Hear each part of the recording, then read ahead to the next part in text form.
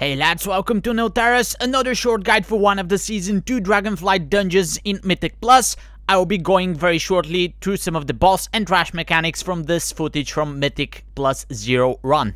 The first thing to note is that there's many variations and many routes in this dungeon, so you're not probably going to encounter the mobs at the exactly same order as I'm going to do, but the routes will be clear later on in the season when people play the dungeon a little bit on the live servers. So let's jump straight in. The wardens have a volcanic guard, which is a frontal that you need to dodge, and they also have a tank buster. Keep in mind that many of the mobs and many of the trash in this dungeon actually have a tank buster, so be prepared to heal your tank if you're a healer. Next we have the hunters, which are going to cast Binding Spear. This is a brown swirly on the ground that you need to avoid because if you get hit, you are CC'd for 10 seconds. Your teammates can break you out of this, but of course you don't want to switch your DPS to the Binding Spear in the middle of a trash pool.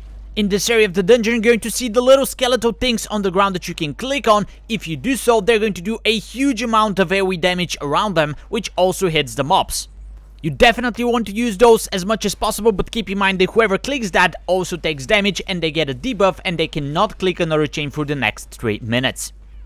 As for the trash over here, the trainees are going to cast Magma Fist, which is a frontal, definitely dodge that. There's also mini boss in the area that I just put, Overseer Lahar. If you do pull him, you can skip him of course, but there are those swirlies on the ground that you need to avoid, and he has this Burning Roar cast that does a lot of AoE damage, so you want to interrupt that every time.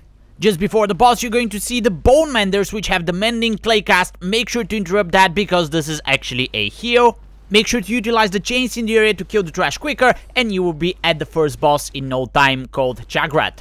This boss has several important mechanics, and the first one is a big frontal cone that you need to avoid called Magma Wave. It's actually a slow-moving ball of lava, which we're going to see again in one of the next boss's fights.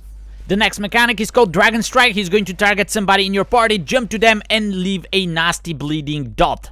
So healers, pay attention to that and be ready to use some defensives. Next up we have the Grounding Spear. He's going to target 3 people in your party, and he's going to throw spears at them which leave this fiery patch on the ground. The players will be chained to the spot where the spear actually hit, and in order to break the chain you have to run the boss through that. Keep in mind that breaking the chain is leaving a nasty dot on everybody in your party, which is 4 seconds long, and it's stacking, so you don't want to break all the chains at the same time. You want to stagger them and break them 4 seconds apart.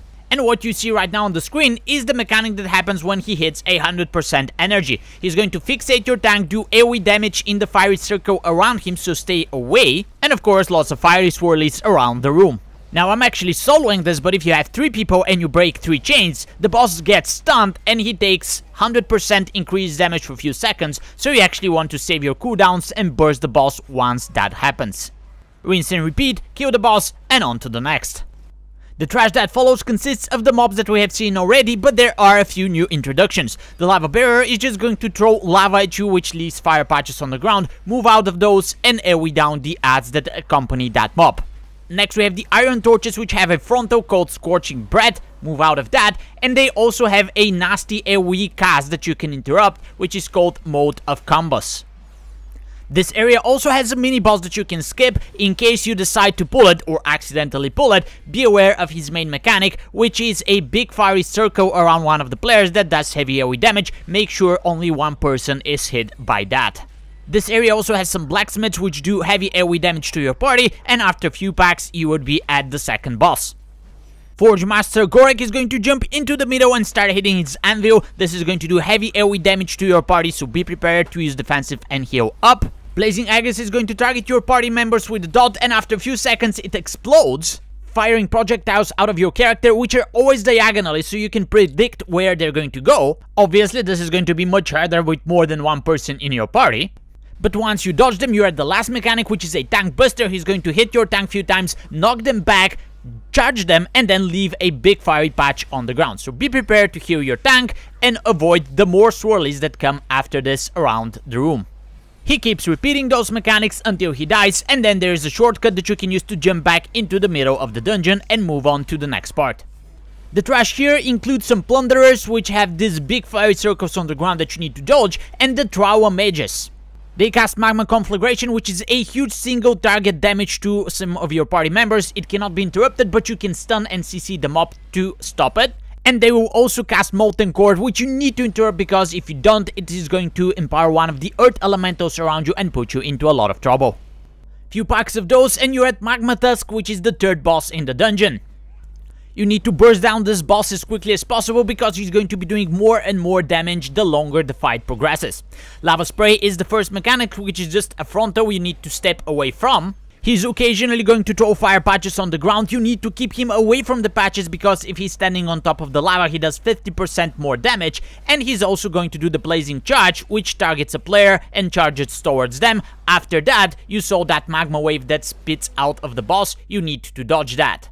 Volatile Mutation is a AoE cast that does heavy damage to the party. Make sure he's not standing on top of the lava when that goes off. And it also adds a buff to the boss, which increases the damage he's doing with all of his abilities. It is also going to increase the amount of lava waves that come out of the boss when he charges someone. So not only he's going to be doing more damage as the fight progresses, but it's going to be harder to dodge the other mechanics. So basically, dodge stuff, keep the boss out of the lava and burst him down very quickly before he kills you. After he's dead, you can jump back into the middle where there's a path open out to the last boss. The new mob here is called Blazewing, and this one is going to do an AoE cast that does a lot of damage and knocks people back, so be ready for that. And also make sure you're standing on solid ground and not on the open vents, because if you stay on them, you'll be taking extra damage from the lava below. You will also fight some Lava Mancers which cast Lava Bolt. Interrupt as many of these as you can, and every now and then they're going to cast their shield, which is called Molten Barrier. You want to burn through this shield as quickly as possible, because while this is active, the mob is casting Molten Army, which spawns those extra little adds, but they don't give percentage, so they're just annoyance that you have to deal with. And that brings us to the last boss, Warlord Sarga. Almost as every other boss in here, he has a frontal that you need to dodge and avoid, big white cone on the ground, which is hard not to spot, and every now and then he's going to target somebody in your party and cast Molten Gold, which is a dot that the healer just needs to heal through. Shortly after, he's going to cast Burning Embers, which targets an area on the ground, leaves a big fire patch there, and a small mob spawns, which is going to fixate somebody in your party and try to ambush them. You want to kite this and cleave it down while damaging the boss. At 100% energy, the boss is going to cast Magma Shield, which puts this big shield around him and he starts doing AoE damage, which is stacking and increasing, so you want to burn through that shield as quickly as possible. You can do that the normal way, but there's also piles of gold around this area, which give you a special ability. There's many special abilities, but all of them break basically 1/3 of the shield away. The problem is that when you pick those away, you get a curse, which does a stacking damage to you, and clicking the extra action button to cast the ability does not get rid of the curse, although it does damage the shield. So the idea here is to have a curse dispel in your party. You can pick the piles as early as the fight starts, and your healer can dispel the people one by one, negating the effects of the curse. Once the Magma Shield starts, you can throw all 3 abilities at him at the same time from 2 different people, of course, and that will basically nullify the shield. If you don't have a curse dispel, well, probably a better idea to get one. Rinse and repeat, kill the boss, and you're done with Neltharus. That will be all for this short Mythic Plus guide. Feel free to subscribe to this channel to get more of these, or wait for the longer and more detailed version that's going to come later in the season. Until then, take care, and wherever you are, be there.